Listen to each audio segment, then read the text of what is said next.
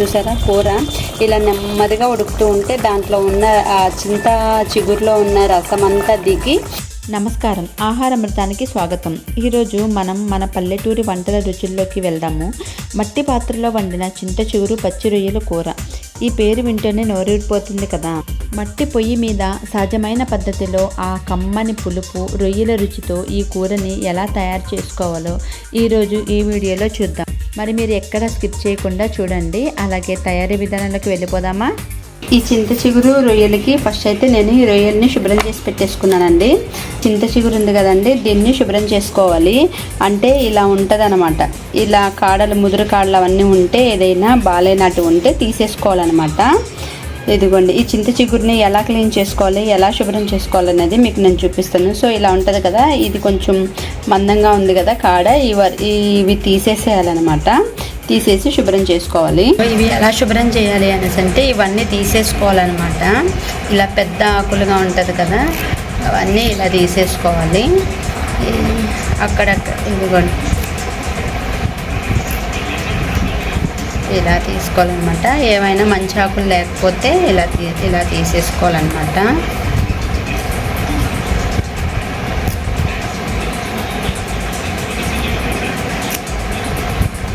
ఇవి పెద్ద పెద్దగా ఉన్నాయి కదా, దీన్ని ఇలా తీసుకోవాలి. ఆకులు మాత్రమే తీసుకోవాలి. ఏమైనా పాడైపోయినట్టు ఉంటే మనం తీసేసుకోవాలన్నమాట. ఇలా కాడలు ఉన్నట్టువి తీసేసుకోవాలి. అలా అనేసి లేత కాడలు తీసుకోకూడదు. ముదురు కాడలు ఉంటుంది కదా, అవి మాత్రమే తీసుకోవాలన్నమాట. ఇంకా ఇలా చూసుకొని మనం బాగా చేసుకోవాలన్నమాట. చూసారు,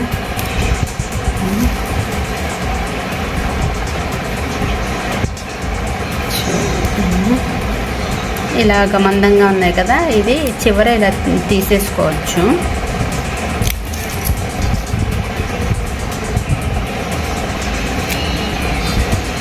అలాగే ఇవన్నీ మనము తీసి పెట్టేసుకోవాలన్నమాట.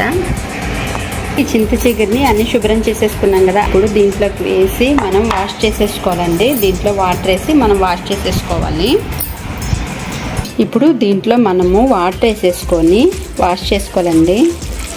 ఇలాగా వాటర్ వేసేసుకున్నాం కదండి, ఇలాగా వాష్ చేసుకోవాలి.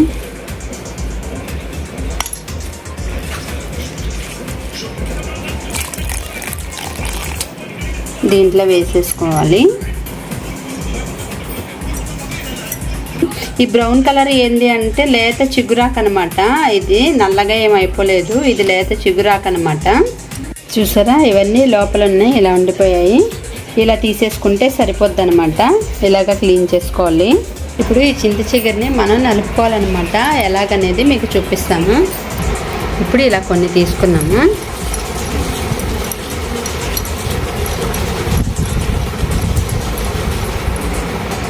ఇలా నలుపుకోవాలన్నమాట. అప్పుడు ఏమైనా పెద్ద కాడలుగా ఉంటే ఇలాంటివి వచ్చేస్తుంది అనమాట, తీసేసుకోవాలి అప్పుడు. సో ఇంకొంచెం తీసుకున్నాను.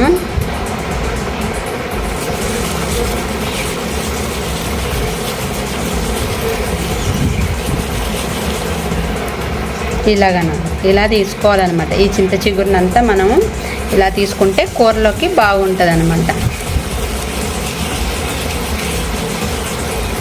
ఇలా మరి అలా అనేసి ఎక్కువ నలిపేసుకోకూడదు, ముద్ద అయిపోతుంది కూర. కొద్దిగా మనం తీసుకొని అనుకోవాలన్నమాట. ఇలా నలుపుకోవాలి.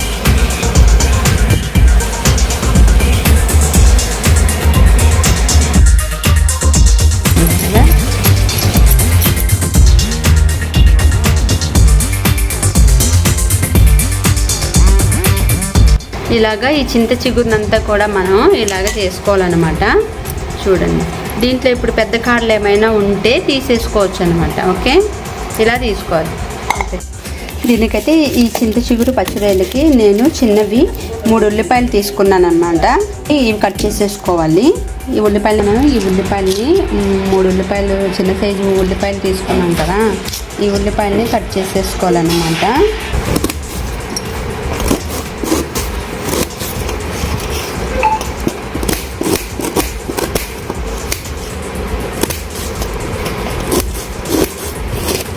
ఇలాగా మనము మిగతా 2 ఇది ఒక ఉల్లిపాయ, మిగతా 2 ఉల్లిపాయలను కూడా కట్ చేసేసుకోవాలన్నమాట. ఇప్పుడు ఆయిల్ వేసేసుకుందామండి. ఫస్ట్ ఉల్లిపాయలు వేసేసుకుందాం. ఫస్ట్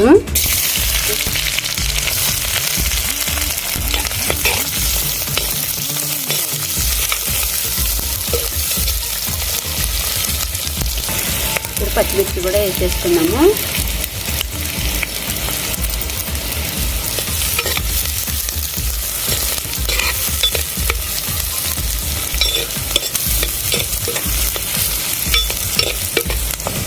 నెక్స్ట్ మనం రొయ్యలు కూడా వేసేసుకున్నాం దీంట్లో.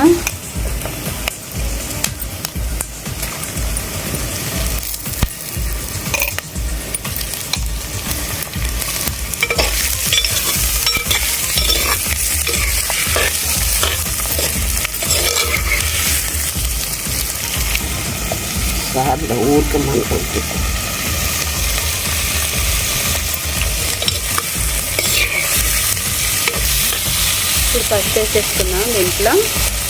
పసుపు,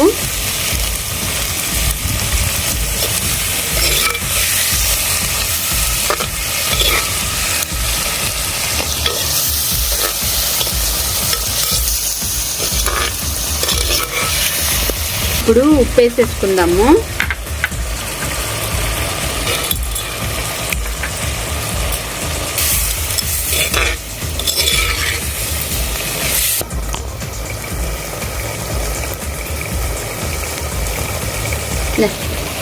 ఇప్పుడు కారం వేసేసుకోవాలి.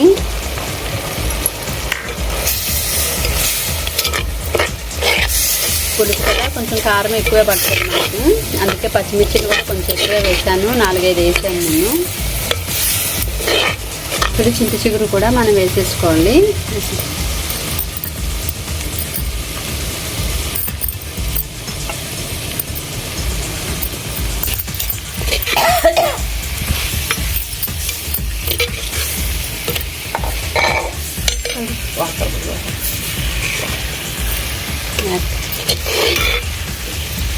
వాటర్ వేసేసుకొని ఇప్పుడు వాటర్ వేసుకున్నాం కదా, ఇలాగా చిన్న మంటలోనే ఉడికిపియాలన్నమాట కూరని. వేసేస్తే ఒక 10 నిమిషాల తర్వాత చూస్తే మనకు సరిపోద్ది.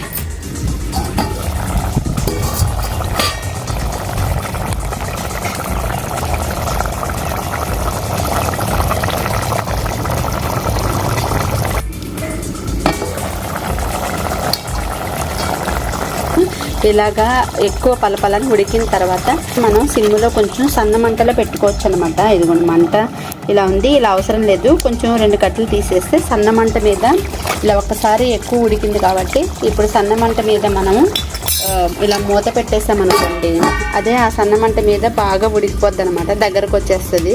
అంతే, అప్పుడు మనకి కూర రెడీ అయిపోద్ది. కూర ఇలా సన్న మంట మీద ఉడికింది అనుకోండి, చూసారా కూర ఇలా నెమ్మదిగా ఉడుకుతూ ఉంటే దాంట్లో ఉన్న ఆ చింత చిగురులో ఉన్న రసం అంతా దిగి ఆ రొయ్యలకి పట్టి బాగా టేస్ట్గా అవుతుంది. దగ్గరకు వచ్చిన తర్వాత మనం తీసేసుకోవచ్చు అనమాట, కూర సర్వ్ చేసేసుకోవచ్చు. ఒక 10 నిమిషాలు ఇలా మూత పెట్టేసి మన పాటికి మనం పని చేసుకోవచ్చు. తర్వాత మనకి కూర రెడీ అయిపోద్ది. ఇప్పుడు ఫైనల్ చూద్దామండి.